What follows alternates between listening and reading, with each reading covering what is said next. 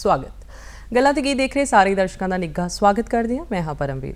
हर रोज़ असी एक नवे विषय के नाल तुहानूं मिलते हैं और अज का विषय हर किसी लिए बहुत ही लाहेमंद होएगा, बहुत जानकारी मिलेगी क्योंकि अज का विषय हर वर्ग के लिए बहुत ज़रूरी है, चाहे गल बच्चों की होवे, नौजवानों की या फिर बजुर्गों की, क्योंकि हर वर्ग के उम्र के बच्चों लिए या बजुर्गों लिए या नौजवानों लिए ये विषय जिहड़ा है आपां जिहड़ी गल करनी है वो करनी है जी टेंशन की, तनाव की, क्योंकि हर किसी की जिंदगी दे विच किते ना किते किसी ना किसी चीज़ नूं लैके तनाव हुंदा है। जदों गल आपां बच्चों की करते हैं, बच्चों च पढ़ाई का तनाव, जे गल आपां नौजवानों की करते हैं उन्हां दे विच अपने रिश्तिਆਂ नूं लैके या फिर कामकार नूं लैके तनाव, जे गल बजुर्गों की करते हैं तो उन्हां नूं अपनी सेहत नूं लैके या फिर अपने बच्चों नूं लैके तनाव रहिंदा है। सो इस तनाव चों असीं किस तरह बाहर निकलना है, इस बारे असी अज गलबात करांगे। साडा विषय है तनाव मुक्त किवें रहीए और इस बारे गलबात करन लई साडे खास मेहमान जिहड़े साडे कोल पहुँच गए ने उन्हां नाल तुहानूं रूबरू करवा दिंदे आ। साडे कोल पहुँचे ने जी डॉक्टर निधि अग्रवाल जी, जो कि CMC लुधियाना तो आए ने और मनोविग्यानी ने। तुहाडा बहुत बहुत स्वागत करते हैं प्रोग्राम 'च। नमस्ते, थैंक यू मैनूं बुलाउण लई। जी, तनाव मुक्त किवें रहीए, सब तो पहलां तो असी ही जानना चाहांगे तुहाडे तो कि तनाव है की और साडी जिंदगी दे विच इसदा की महत्व है, मतलब की रिश्ता है साडे जीवन दे नाल, क्योंकि हर किसी दे लफ्ज़ां 'च आपां यही सुनते हैं कि सानू बहुत टेंशन है, चाहे वो बच्चा है, चाहे बजुर्ग है, चाहे नौजवान है, हर कोई यही कहता कि सानू बड़ी टेंशन है, भी सानू बड़ी टेंशन है, और ये पता भी नहीं हुंदा कि टेंशन कादी है। बिल्कुल सही कह रहे हो। टेंशन जे आपां रेगूलर शब्दां विच कहीए, टेंशन किसी भी परिस्थिति विच जदों कोई चीज़ साडे मुताबिक नहीं हो रही जां साडे इच्छा दे विरुद्ध हो रही है, बिल्कुल ऑपोजिट हो रही है, तो सानू वो चंगा नहीं लगता। जदों कोई चीज़ सानू चंगी नहीं लगती, साडे दिल नूं ठेस पहुँचती है, सानू उहदे बारे थोड़ी घबराहट होंदी है, परेशानी महसूस होंदी है, उहनूं आपां टेंशन कहंदे आ जी। ते टेंशन दा साडी लाइफ विच की कॉन्ट्रीब्यूशन है? टेंशन दा साडी लाइफ विच वो रिश्ता है जिहड़ा धुप ते छां दा हुंदा है, कदे आंदा है कदे चला जाता है। यदि किसी भी सिचुएशन विच साडे मन की गल मन्नी जा रही है तो साडे अकॉर्डिंग सच कुछ हो रहा है तो सानू टेंशन नहीं होएगी, पर जिथे कुछ साडे अकॉर्डिंग नहीं होया तो सानू उहदे बारे टेंशन हो जाती है जी। और कई बार की हुंदा है कि साडे दिमाग 'च कई सारे विचार आते हैं, नकारात्मक भी सकारात्मक। सकारात्मक जिहड़े विचार है वो तो किते ना किते निकल जाते हैं, यानी जिहड़ी खुशी हुंदी है फटाफट निकल जाती है। जिहड़े दुख हुंदे आ या नकारात्मक सोच है वो हमेशा साडे दिमाग 'च बैठदियां उठदियां सौंदियां चलदे रहिंदे आ। की कारण समझदे हो जिहड़ी साडी जिंदगी दे विच इन्ना तनाव? जिहड़ी भी कोई इनकंप्लीट टास्क होंदी है वो सानू बॉदर करती है। जे सानू किसी चीज़ का हल ढूंढना नहीं आता तो ਉਹਦੇ बारे जिहड़ी टेंशन एक बार बनी सी वो जिन्नी बारी भी ਉਹੀ स्थिति आएगी सानू वो टेंशन उस तो वध के आएगी। तो ਇਹਦੇ ਕਾਰਨ ਸਾਨੂੰ तनाव ਨੂੰ हैंडल ਕਰਨ ਦੇ ਜਿਹੜੇ ਤਰੀਕੇ ਨੇ ਉਹਨਾਂ ਦੇ ਬਾਰੇ ਪਤਾ ਹੋਣਾ ਚਾਹੀਦਾ। ਜੇ ਸਾਨੂੰ ਕੋਈ ਸਟ੍ਰੈਸ ਇੱਕ ਵਾਰੀ हैंडल करना नहीं आ रहा तो वो बार-बार रिपीटेड एक्सपोजर विद ਉਹਦਾ ਸਟ੍ਰੈਸ ਵੱਧ ਜਾਂਦਾ ਤੇ ਜੇ ਉਹਦਾ राइट टेक्नीक कोपिंग स्ट्रैटेजी ਆਪਾਂ ਸਿੱਖ ਲਈਏ तो फिर उन्होंने हैंडल करना आ जाएगा, ਉਹਦੇ बारे स्ट्रैस नहीं होएगी। स्ट्रैस ਤਾਂ ਹੁੰਦੀ है कि सानू पता है कि ਆਪਾਂ ਉਹਨੂੰ हल नहीं कर सकते। होर की कारण समझते हो जिहड़ा हर कोई अज परेशान है अपनी जिंदगी तो, जिहड़ा हर कोई अज आपां सुनन नूं मिलदा है कि तनाव च है, की कारण है इस चीज़ दे? बहुत सारे तनाव ने। एक तो पुअर कोपिंग स्ट्रैटेजीज हो गए ने, जे सानू तनाव नूं हैंडल करना नहीं आंदा आपां ਉਹਦੇ बारे परेशान रहांगे। दूसरी गल है कंपैरिजन। अजकल जिहड़ी सोसाइटी विच आपां रहिंदे ने साडा हमेशा किसी ना किसी नाल कंपैरिजन है ते कंपैरिजन कारण सानू लगदा है कि आपां उन्हां तो ਜਾਂ ਉਹਨਾਂ ਦੇ ਬਰਾਬਰ ਨਹੀਂ ਜਾਂ ਉਹਨਾਂ ਤੋਂ ਨੀਵੇਂ ਨੇ ਜੀ, ਤੇ ਇਨਫੀਰੀਓਰਿਟੀ ਆ ਜਾਂਦੀ ਹੈ। ਜਦੋਂ ਇਨਫੀਰੀਓਰਿਟੀ ਆ ਜਾਂਦੀ ਹੈ ਤੇ ਸਾਡਾ ਆਪ ਦਾ ਸੈਲਫ ਕੌਨਫੀਡੈਂਸ ਵੀ ਡਗਮਗਾ ਜਾਂਦਾ ਹੈ। ਤੇ ਜਦੋਂ ਇਨਫੀਰੀਓਰਿਟੀ ਹੈ, ਸੈਲਫ ਕੌਨਫੀਡੈਂਸ ਨਹੀਂ ਹੈ ਤੇ ਸਾਹਮਣੇ ਕੋਈ ਪਰੇਸ਼ਾਨੀ ਹੈ, ਕੋਈ ਸਥਿਤੀ ਹੈ ਤੇ ਉਹਦਾ ਆਪਾਂ ਸਹੀ ਤਰੀਕੇ ਮੁਕਾਬਲੇ ਨਹੀਂ ਕਰ ਸਕਦੇ। ਜੇ ਆਪਾਂ ਸਹੀ ਤਰ੍ਹਾਂ ਮੁਕਾਬਲਾ ਨਹੀਂ ਕਰ ਸਕਦੇ ਆਪਾਂ ਆਪਣਾ 100% ਨਹੀਂ ਦੇ ਸਕਦੇ। ਜੇ ਆਪਾਂ 100% ਦਿੱਤਾ ਹੀ ਨਹੀਂ ਤੇ ਫਿਰ ਆਪਾਂ ਐਕਸਲੈਂਟ ਅਨਾਉਂਸ ਨਹੀਂ ਹੋਏ, ਸਾਨੂੰ ਉਦੋਂ ਤੋਂ ਵੀ ਪ੍ਰੋਬਲਮ ਹੈ। बिल्कुल। ਤੇ ਪੂਰਾ ਮਕੈਨਿਜ਼ਮ ਜਿਹੜਾ ਹੈ ਉਹ ਸ਼ੁਰੂਆਤ ਤੋਂ ਹੀ ਟੈਨਸ਼ਨ ਕਾਰਨ ਹੀ ਅਫੈਕਟ ਹੋ ਜਾਂਦਾ ਹੈ ਜੀ, ਤੇ ਉਹਦਾ ਰਿਜ਼ਲਟ ਟੈਨਸ਼ਨ ਕਾਰਨ ਖਰਾਬ ਹੋ ਜਾਂਦਾ ਹੈ। ਔਰ ਜਦੋਂ ਹੁਣ ਸਾਹਮਣੇ ਵਾਲਾ ਇਨਸਾਨ ਟੈਨਸ਼ਨ ਦੇ ਵਿੱਚ ਆ ਤੇ ਆਪਾਂ ਉਹਦੇ ਨਾਲ ਗੱਲਬਾਤ ਕਰ ਰਹੇ ਹਾਂ, ਕਈ ਵਾਰ ਉਹਦਾ ਧਿਆਨ ਵੀ ਨਹੀਂ ਹੁੰਦਾ ਕਿ ਅਸੀਂ ਕੀ ਗੱਲ ਕਰ ਰਹੇ ਹਾਂ, ਉਹ ਆਪਣੀ ਦੁਨੀਆ ਵਿੱਚ ਗਵਾਚਿਆ ਹੁੰਦਾ ਹੈ ਨਾ। ਤੇ ਹੋਰ ਕੀ मतलब ਸਿੰਪਟਮਸ ਨੇ ਜਾਂ ਸਾਈਨਸ ਨੇ, ਆਪਾਂ ਨੂੰ ਕਿੱਦਾਂ ਪਤਾ ਚੱਲੇਗਾ ਕਿ ਸਾਹਮਣੇ ਵਾਲਾ ਬੰਦਾ ਜਿਹੜਾ ਹੈ ਸਟ੍ਰੈਸ ਦੇ ਵਿੱਚ ਹੈ, ਟੈਨਸ਼ਨ ਦੇ ਵਿੱਚ ਹੈ? ਤੇ ਇੱਕ ਹੋਰ ਚੀਜ਼ ਹੈ ਡਿਪਰੈਸ਼ਨ। ਟੈਨਸ਼ਨ ਦੇ ਨਾਲ ਆਪਾਂ ਡਿਪਰੈਸ਼ਨ ਦੀ ਗੱਲ ਵੀ ਕਰਦੇ ਹਾਂ, ਐਂਜ਼ਾਈਟੀ ਦੀ ਤੁਸੀਂ ਗੱਲ ਕੀਤੀ ਹੈ, ਇਹਦੇ ਬਾਰੇ ਵੀ ਥੋੜਾ ਵਿਸਤਾਰ ਨਾਲ ਦੱਸੋ। ਦੇਖੋ, ਜਦੋਂ ਸਾਨੂੰ ਸਟ੍ਰੈਸ ਹੈ ਤੇ ਉਹਨੂੰ ਹੈਂਡਲ ਕਰਨ ਦਾ ਸਾਡਾ ਤਰੀਕਾ ਸਹੀ ਨਹੀਂ ਹੈ ਤੇ ਉਹ ਰਿਪੀਟਡ ਐਕਸਪੋਜ਼ਰ ਹੋ ਰਿਹਾ ਉਹਦੇ ਨਾਲ, ਤੇ ਪਹਿਲਾਂ ਤਾਂ ਸਾਨੂੰ ਘਬਰਾਹਟ ਹੋ ਗਈ, ਤੇ ਜਦੋਂ ਆਪਾਂ ਸਟ੍ਰੈਸ ਵਿੱਚ ਹੋਰ ਜ਼ਿਆਦਾ ਘਬਰਾਉਣ ਦੀ ਆਦਤ ਪੈ ਜਾਂਦੀ ਹੈ ਸਾਨੂੰ, ਫਿਰ ਉਹ ਇੱਕ ਪੈਟਰਨ ਬਣ ਜਾਂਦਾ ਸਾਡਾ, ਤਾਂ ਉਹ ਡਿਪਰੈਸ਼ਨ ਵਿੱਚ ਫਾਰਮ ਹੋ ਜਾਂਦਾ ਹੈ। ਜੀ, ਡਿਪਰੈਸ਼ਨ ਇੱਕਦਮ ਨਹੀਂ ਹੁੰਦਾ, ਇਹ ਬਹੁਤ ਗ੍ਰੈਜੂਅਲੀ ਫਾਰਮ ਹੋਣਾ ਸ਼ੁਰੂ ਹੁੰਦਾ ਹੈ। ਪਹਿਲਾਂ ਤਾਂ ਸਾਡੇ ਸੋਚਣ ਦਾ ਤਰੀਕਾ ਖਰਾਬ ਹੁੰਦਾ ਹੈ। ਖਰਾਬ ਦਾ ਮਤਲਬ ਹੈ ਕਿ ਕੋਪਿੰਗ ਸਟ੍ਰੈਟਜੀ ਨਹੀਂ ਹੋਣਾ, ਉਹਦੇ ਕਾਰਨ ਸਾਨੂੰ ਸਟ੍ਰੈਸ ਰਹਿਣਾ ਸ਼ੁਰੂ ਹੋ ਜਾਂਦਾ ਹੈ। ਜਦੋਂ ਸਾਨੂੰ ਪ੍ਰੋਲੋਂਗ ਸਟ੍ਰੈਸ ਰਹਿੰਦਾ ਹੀ ਹੈ ਤੇ ਫਿਰ ਉਹਦੇ ਨਾਲ ਐਂਜ਼ਾਈਟੀ ਵੀ ਜੁੜ ਜਾਂਦੀ ਹੈ, ਫਿਰ ਸਾਨੂੰ ਫਾਈਨਲੀ ਡਿਪਰੈਸ਼ਨ ਹੋ ਜਾਂਦਾ ਹੈ, ਕਿਉਂਕਿ ਸਾਡਾ ਸੋਚਣ ਦਾ ਜਿਹੜਾ ਤਰੀਕਾ ਹੈ ਉਹ ਬਹੁਤ ਹੀ ਟਨਲ ਵਿਜ਼ਨ ਹੋ ਜਾਂਦਾ ਹੈ, ਮਤਲਬ ਸੰਕੁਚਿਤ ਹੋ ਜਾਂਦਾ ਹੈ, ਬ੍ਰੌਡ ਨਹੀਂ ਰਹਿੰਦਾ, ਤੇ ਸਾਨੂੰ ਫਿਰ ਉਹਦੇ ਕਾਰਨ ਉਹਦੇ ਮਤਲਬ ਫਿਰ ਸਾਨੂੰ ਹਰ ਚੀਜ਼ ਵਿੱਚ ਨੈਗੇਟਿਵਿਟੀ ਦਿਖਦੀ ਹੈ। ਜੀ, ਪਹਿਲਾਂ ਆਪਣੇ ਬਾਰੇ ਨੈਗੇਟਿਵ ਸੋਚਣਾ ਸ਼ੁਰੂ ਕਰਦੇ ਹਾਂ ਆਪਾਂ, ਫਿਰ ਸਾਨੂੰ ਲੱਗਦਾ ਹੈ ਕਿ ਸਾਹਮਣੇ ਵਾਲਾ ਗਲਤ ਹੈ, ਫਿਰ ਸਾਨੂੰ ਲੱਗਦਾ ਹੈ ਕਿ ਆਪਾਂ ਅਨਫੋਰਚੂਨੇਟ ਹੈ, ਪਰਿਸਥਿਤੀ ਵੀ ਸਾਡੇ ਨਾਲ ਗਲਤ ਹੈ। ਜੀ, ਤੇ ਉਹ ਜਿਹੜਾ ਟ੍ਰਾਇਡ ਬੰਦਾ ਹੈ ਉਹਦੇ ਵਿੱਚ ਉਹਨੂੰ ਲੱਗਦਾ ਹੈ ਕਿ ਉਹ ਆਪ ਤਾਂ ਹੈਲਪਲੈਸ ਹੈ, ਸਿਚੁਏਸ਼ਨ ਸਹੀ ਨਹੀਂ ਹੈ, ਤੇ ਜਿਹੜਾ এনवायरमेंट ਉਹ ਵੀ ਸਹੀ ਨਹੀਂ ਹੈ, ਮਤਲਬ ਇਨ ਸ਼ਾਰਟ ਉਹਨੂੰ ਲੱਗਦਾ ਹੈ ਕਿ ਕੁਝ ਵੀ ਨਹੀਂ ਹੋ ਸਕਦਾ ਹੁਣ, ਤੇ ਤਾਂ ਉਹ ਨੈਗੇਟਿਵ ਹੋ ਜਾਂਦਾ, ਇੰਨਾ ਨੈਗੇਟਿਵ ਕਿ ਉਹਨੂੰ ਪੂਰਾ ਫਿਊਚਰ ਵੀ ਥੋੜਾ ਨੈਗੇਟਿਵ ਹੀ ਜਾਪਦਾ ਹੈ, ਕਿ ਉਹਨੂੰ ਜਿਹੜੀ ਆਉਣ ਵਾਲਾ ਕੱਲ ਹੈ ਉਹਦੇ ਬਾਰੇ ਕੋਈ ਬਹੁਤ ਹੋਪਸ ਨਹੀਂ ਹੁੰਦੀਆਂ, ਨਾ ਆਪਣੇ ਤੋਂ, ਨਾ ਕਿਸੇ ਹੋਰ ਤੋਂ ਹੈਲਪ ਦੀ, ਨਾ ਸਿਚੁਏਸ਼ਨ ਤੋਂ, ਜੀ, ਕਿ ਸਿਚੁਏਸ਼ਨ ਬਦਲ ਜਾਏਗੀ ਕੱਲ ਨੂੰ ਮੇਰੀ, ਉਹ ਹੋਪ ਵੀ ਚਲੀ ਜਾਂਦੀ ਹੈ। ਜੀ, ਤੇ ਘਰ ਦੇ ਵਿੱਚ ਕਿੱਦਾਂ, ਜਿੱਦਾਂ ਮੈਂ ਤੁਹਾਨੂੰ ਪੁੱਛਿਆ ਕਿ ਕੀ ਬਦਲਾਅ ਆਉਂਦੇ ਆ, ਆਪਾਂ ਜੇ ਗੱਲ ਕਰੀਏ ਆਪਣੇ ਬੱਚਿਆਂ ਦੀ ਜਾਂ ਫਿਰ ਆਪਣੇ ਜੀਵਨ ਸਾਥੀ ਦੀ ਜਾਂ ਫਿਰ ਆਪਣੇ ਪੇਰੈਂਟਸ ਦੀ, ਵੀ ਕਿਹੜੇ ਬਦਲਾਅ ਆਉਂਦੇ ਆ ਜਦੋਂ ਆਪਾਂ ਨੂੰ ਪਤਾ ਲਗਾਇਆ ਜਾ ਸਕੇ ਵੀ ਇਹ ਦੇਖੋ, ਪਹਿਲਾਂ ਆਪਾਂ ਗੱਲ ਕਰਦੇ ਕਿ ਜੇ ਸਾਨੂੰ ਆਪ ਨੂੰ ਕਿਸੇ ਤਰ੍ਹਾਂ ਦੇ ਲੱਛਣ ਨੇ ਉਦਾਸੀ ਦੇ ਜਾਂ ਸਟ੍ਰੈਸ ਦੇ, ਤੇ ਸਾਨੂੰ ਆਪ ਨੂੰ ਕਿਵੇਂ ਪਤਾ ਚਲੇ?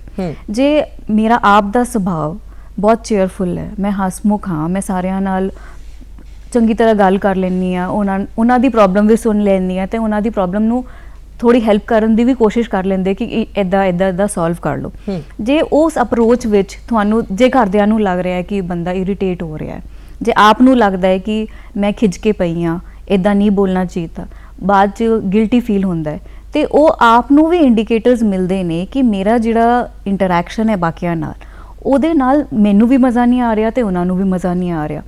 ਬਾਕੀ ਜਿਹੜੀ ਰੁਚੀ ਹੈ, ਰੁਚੀ ਕਿਸੇ ਵੀ ਚੀਜ਼ ਵਿੱਚ ਟਿਕਦੀ ਨਹੀਂ ਫਿਰ। ਜੀ, ਜਿਹੜੀ ਆਪਾਂ ਇੰਟਰਸਟ ਦੀ ਗੱਲ ਕਰੀਏ, ਫਿਰ ਇੰਟਰਸਟ ਕਿਸੇ ਵੀ ਚੀਜ਼ ਵਿੱਚ ਬਹੁਤ ਜ਼ਿਆਦਾ ਨਹੀਂ ਰਹਿੰਦਾ, ਫਿਰ ਹਰ ਕੰਮ ਕਰਨ ਲਈ ਕਰ ਲੈਂਦੇ ਆ, ਡੂੰਘਾਈ ਤੱਕ ਨਹੀਂ ਕਰਦੇ, ਤੇ ਫਿਰ ਉਹਦੇ ਕਾਰਨ ਸਾਨੂੰ ਆਪ ਨੂੰ ਪਤਾ ਲੱਗ ਜਾਂਦਾ ਹੈ ਕਿ ਇਹ ਪੂਰਾ ਪ੍ਰੋਡਕਟਿਵ ਨਹੀਂ ਹੋਇਆ। ਜੀ, ਤੇ ਜੇ ਸਾਨੂੰ ਇਸ ਤਰ੍ਹਾਂ ਦੇ ਇੰਡੀਕੇਟਰਸ ਆਉਂਦੇ ਨੇ, ਉਹਦੇ ਨਾਲ ਸਾਨੂੰ ਭੁੱਖ ਦੀ ਪ੍ਰੋਬਲਮ ਹੁੰਦੀ ਹੈ, ਕਦੇ ਬਹੁਤ ਜ਼ਿਆਦਾ ਖਾ ਲਈ, ਕਦੇ ਬਹੁਤ ਘੱਟ ਖਾ ਲਈ, ਨੀਂਦ ਦੀ ਪ੍ਰੋਬਲਮ ਹੋ ਜਾਂਦੀ ਹੈ, ਕਦੇ ਨੀਂਦ ਆ ਰਹੀ ਹੈ, ਕਦੇ ਨਹੀਂ ਆ ਰਹੀ, ਕਦੇ ਵਿੱਚੇ ਖੁੱਲ ਜਾਂਦੀ ਹੈ, ਤੇ ਇਹ ਸਾਰੇ ਇੰਡੀਕੇਟਰਸ ਨੇ ਬਿਹੇਵੀਅਰ ਦੇ, ਫਿਜ਼ੀਕਲ ਚੇਂਜ ਦੇ, ਸਲੀਪ ਪੈਟਰਨ ਦੇ, ਐਪੇਟਾਈਟ ਦੇ, ਇਹਨਾਂ ਨਾਲ ਆਪ ਨੂੰ ਵੀ ਪਤਾ ਲੱਗ ਜਾਂਦਾ ਹੈ ਕਿ ਮੈਂ ਬਿਲਕੁਲ ਠੀਕ ਨਹੀਂ ਚੱਲ ਰਿਹਾ, ਕੁਝ ਅੱਡ ਹੈ। ਜੇ ਸਾਨੂੰ ਲੱਗਦਾ ਹੈ ਕਿ ਆਪਾਂ ਸਾਰਿਆਂ ਨੂੰ ਖਿੱਚ ਕੇ ਪੈ ਰਹੇ ਹਾਂ, ਤੇ ਡੈਫੀਨੇਟਲੀ ਇੱਕ ਹਿਊਜ ਇੰਡੀਕੇਟਰ ਹੈ ਤੁਹਾਨੂੰ ਦੱਸਣ ਲਈ ਕਿ ਤੁਹਾਡਾ ਜਿਹੜਾ ਇੰਟਰਨਲ ਸਿਸਟਮ ਹੈ ਉਹਨੂੰ ਰੈਸਟ ਦੀ ਲੋੜ ਹੈ ਜਾਂ ਉਹਨੂੰ ਰੀਸਟਾਰਟ ਦੀ ਲੋੜ ਹੈ। ਜੀ, ਤੇ ਫਿਰ ਉਹ ਦੂਸਰਿਆਂ ਨਾਲ ਕਿਸ ਤਰ੍ਹਾਂ ਬਿਹੇਵ ਕਰ ਸਕਦਾ ਹੈ, ਕਿਸ ਤਰ੍ਹਾਂ ਠੀਕ ਹੋ ਸਕਦਾ ਹੈ?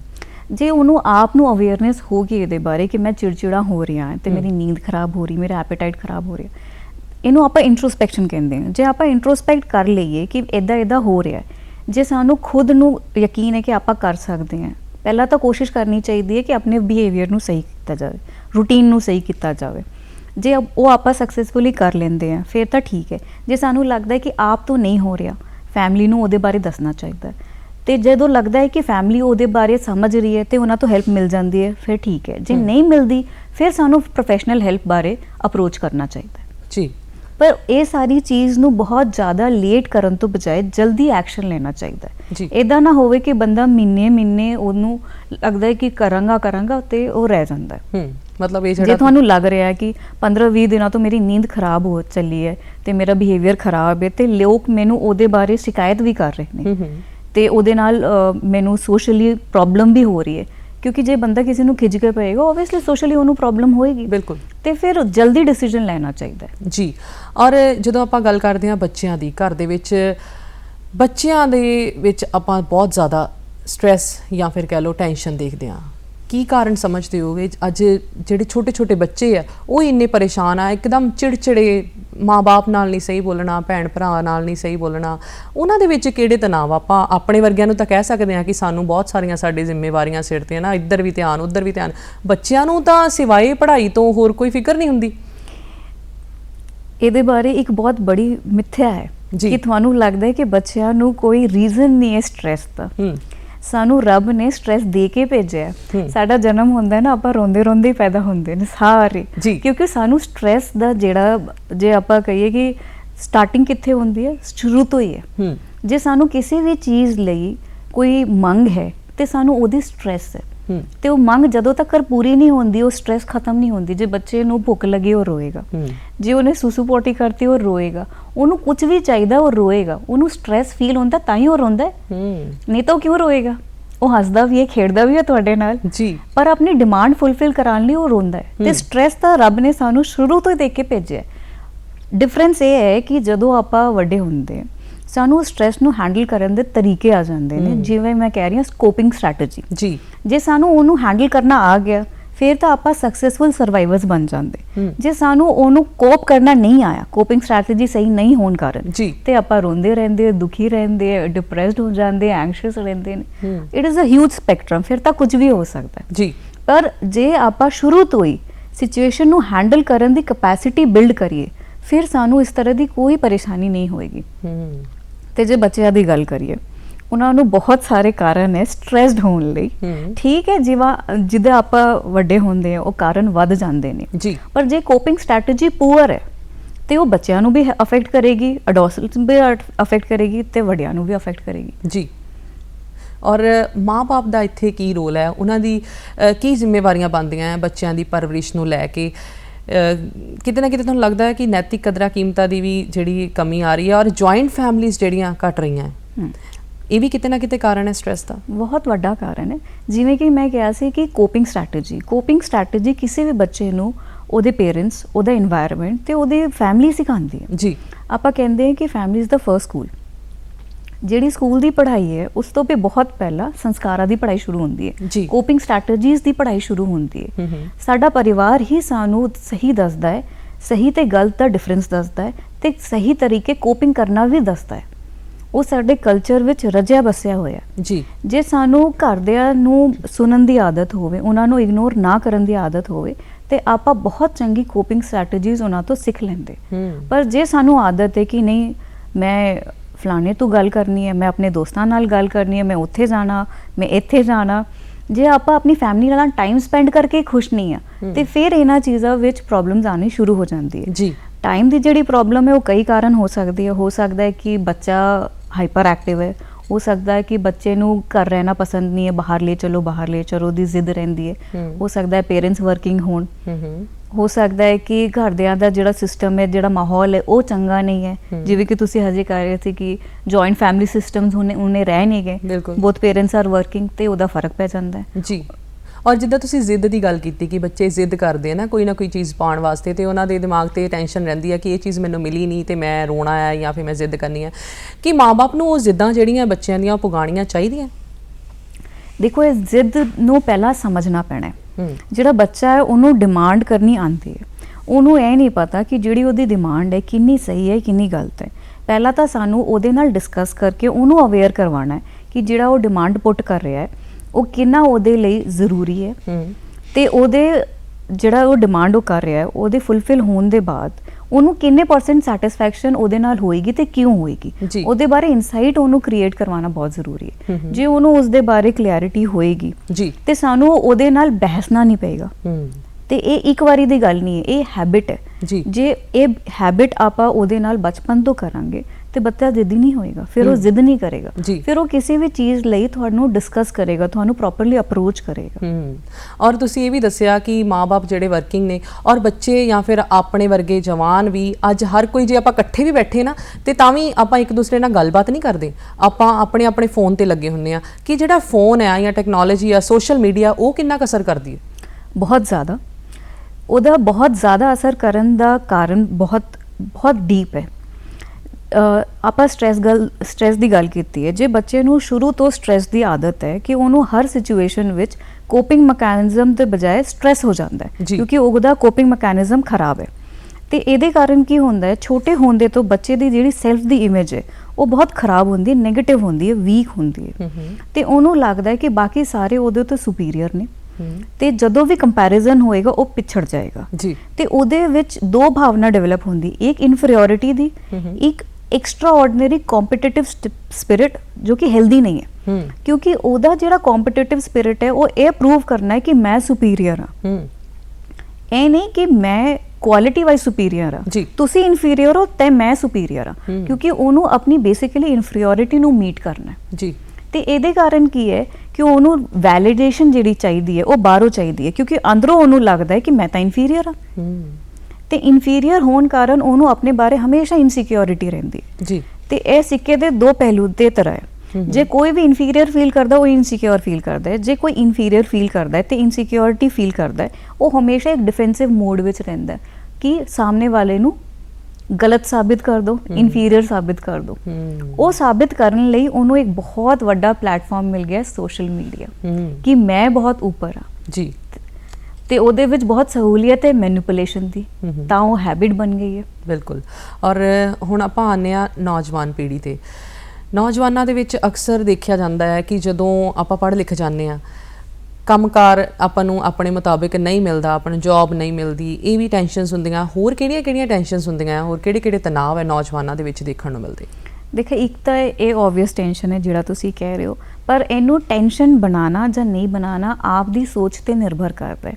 ਸਾਡਾ ਕੰਮ ਹੈ ਪੜ੍ਹਾਈ ਕਰਨਾ, ਨੌਲੇਜ ਅਕਵਾਇਰ ਕਰਨਾ ਜੀ। ਉਹ ਨੌਲੇਜ ਆਪਾਂ ਔਨ ਦੀ ਸਪੌਟ ਯੂਜ਼ ਕਰਕੇ ਉਹਨੂੰ ਪ੍ਰੋਡਕਟਿਵਿਟੀ ਵਿੱਚ ਚੇਂਜ ਕਰ ਪਾ ਰਹੇ ਜਾਂ ਨਹੀਂ ਕਰ ਪਾ ਰਹੇ, ਉਹ ਇੱਕ ਟੈਂਪਰੇਰੀ ਗੱਲ ਹੈ, ਉਹਦੇ ਬਾਰੇ ਨਿਰਾਸ਼ ਹੋਣਾ ਬਣਦਾ ਨਹੀਂ ਜੀ। ਪਰ ਕਿਉਂਕਿ ਸਾਡੀ ਐਕਸਪੈਕਟੇਸ਼ਨਸ ਆਪਣੇ ਆਪ ਤੋਂ ਇੰਨੀ ਜ਼ਿਆਦਾ ਨੇ ਤੇ ਸਾਨੂੰ ਪ੍ਰੂਵ ਕਰਨ ਦੀ ਲੋੜ ਇੰਨੀ ਜ਼ਿਆਦਾ ਹੈ ਕਿ ਸਾਨੂੰ ਉਹਦਾ ਬਹੁਤ ਜ਼ਿਆਦਾ ਅਸਰ ਪੈਂਦਾ ਹੈ, ਸਾਨੂੰ ਉਹਦਾ ਦੁੱਖ ਪੈ ਜਾਂਦਾ ਹੈ ਜੀ।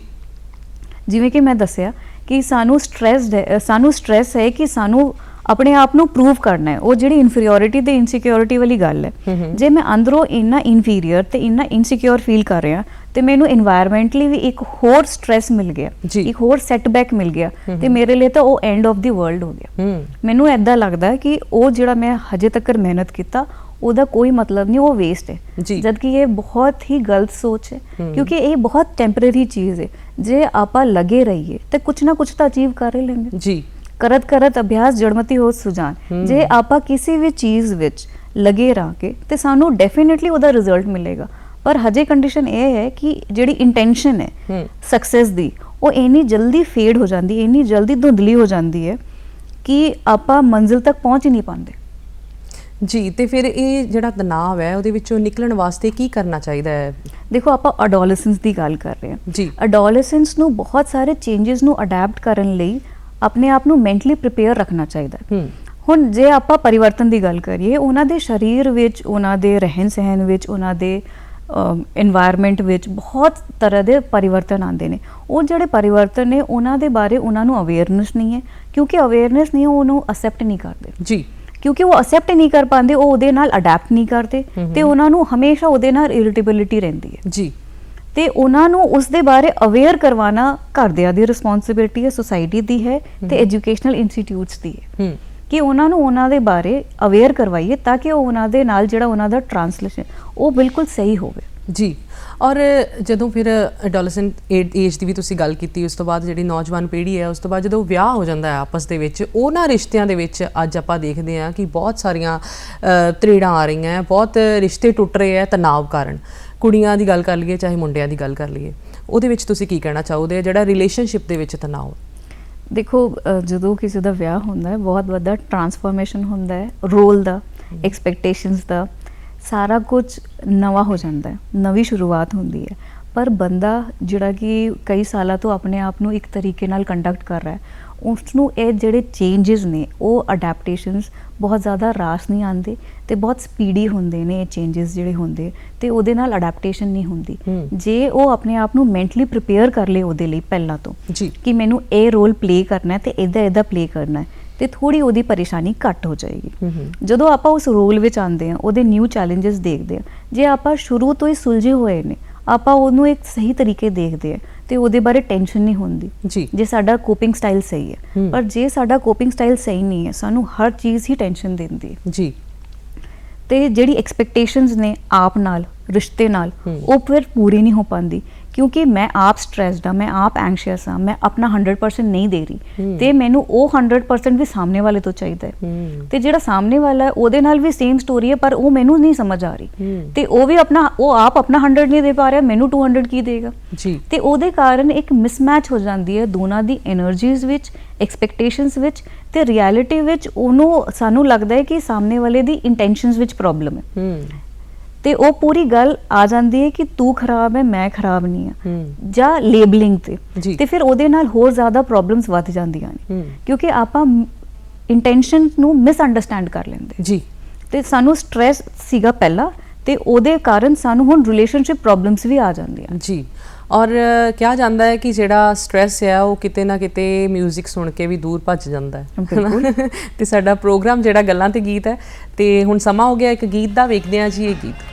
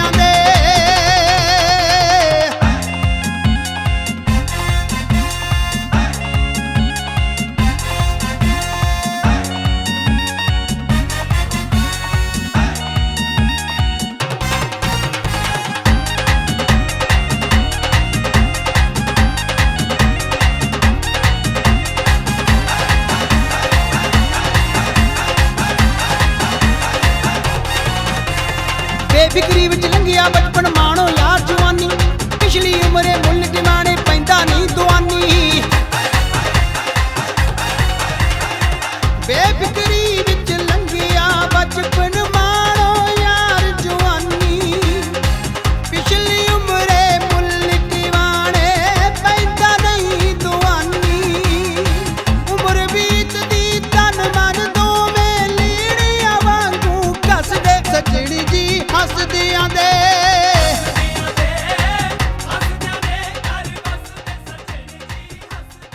ਤੁਸੀਂ ਦੇਖ ਰਹੇ ਹੋ ਪ੍ਰੋਗਰਾਮ ਗੱਲਾਂ ਤੇ ਗੀਤ ਔਰ ਸਾਡਾ ਅੱਜ ਦਾ ਜਿਹੜਾ ਵਿਸ਼ਾ ਹੈ ਤਣਾਅ ਮੁਕਤ ਕਿਵੇਂ ਰਹੀਏ ਔਰ ਸਾਡੇ ਨਾਲ ਜੁੜੇ ਨੇ ਡਾਕਟਰ ਨਿਧੀ ਅਗਰਵਾਲ ਜੀ।